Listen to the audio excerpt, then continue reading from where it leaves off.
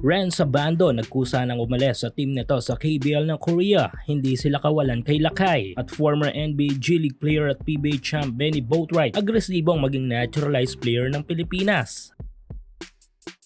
Matapos ang naging matinding pagsubok sa karir ng ating kababayan this year na si Ren Sabando, especially sa stint nito sa Korea, ay good thing dahil bumalik na sa ayos ang pangangatawan at wala na itong injury. Patunay nga dyan ay ang huling laro ng kanilang current team sa KBL na anyang Red Boosters, kung saan ay nakita natin na balik muli sa sigla ang laro ni Kabayan. Pero ganun pa man ay mukhang matutuloy ang planong nakalatag ng team nito na ile-let go na si Abando at kukuha na lang ng bagong Asian import. Though wala pang official na anunsyo regarding dito, ay patuloy ang pagtakbo ng mga rumors online. Lalo pang pinatibay ng rumor na ito ay ang pagtungo ng mismong head coach ng JKJ sa Japan upang humanap sana ng bagong import. At nito lang ay may bali-balita na naman na sa Pilipinas tutungo ang head coach ng anyang o di naman kaya ang scouting team ng mga ito upang humanap ng Asian import na pamalit kay Abando. At ang target nga daw ng team ng anyang ay ang 6'4" height na small forward. Basically ay matangkad kay Abando ang gusto ng anyang next season. Pero bago pa ang anyang na unang bumitaw kay Kabayan ay tila inunahan na sila ni Lakay. At una na itong nagsabi sa anyang na siya ay aalis na. Ayon sa post sa Twitter ng kilalang sports insider sa KBL ay sinabi daw ni Abando mismo sa kanyang current team na anyang Red Boosters na gusto na netong pumirma sa ibang kupunan. Dito ay pinakita ni Kabayan na hindi kawala ng JKJ sa kanya dahil mas marami pang kupunan sa KBL o di naman kaya kahit nga sa ibang liga sa Asia na mas magiging interesado kay Kabayan. Nagumpisang tumabang ang team ni Abando sa kanya at nabuo ang planong palitan siya ay noong nagka-injury ito at medyo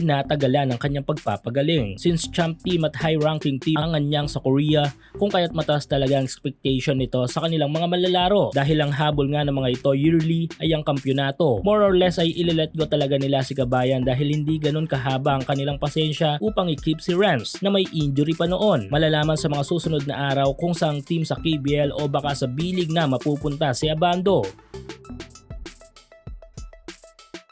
Samantala, kaka-anunsyo lang natin nakaraan about sa posibleng pagiging naturalized player ng Gilas ni Benny Boatwright ay agad-agad na sa Pilipinas na ito. Wala nang oras pang sinayang ang former NBA G League player na si Benny matapos ang stint nito sa CBA ng China dahil on the spot ay tumungo agad ito sa Pilipinas upang maasikaso agad at maproseso nito ang pagiging naturalized Filipino citizen ng bansa. Agresibo kung ilalarawan natin ang mga naging galaw ni Benny dahil ayon mismo dito ay easy decision lamang ang pag-offer sa kanya bilang naturalized player ng Gilas at no-brainer daw siya agad dito. Isa sa may malaking tsansa na maging naturalized player ng isang national team ang isang malalaro ay ang pagpapakita ng ganitong klaseng act kung saan ay agad-agad aksyon agad, hindi ba? Si Benny ang posibleng maging pangatlong active naturalized player ng Pilipinas kung sakaling maaproba nito at magiging kasama niya ay sina Clarkson at Brownlee sa mga FIBA and non-FIBA games. Malaking addition si Benny literal sa Gilas dahil maliban sa taglay na size nito ay may husay din ito sa opensa sa game. Malaking bagay lalo kapag hindi available ang ilan sa ating mga bigs. Kaya abangan natin at i-welcome si Benny Boatwright bilang naturalized player ng ating pambansang kupunan na Gilas Pilipinas.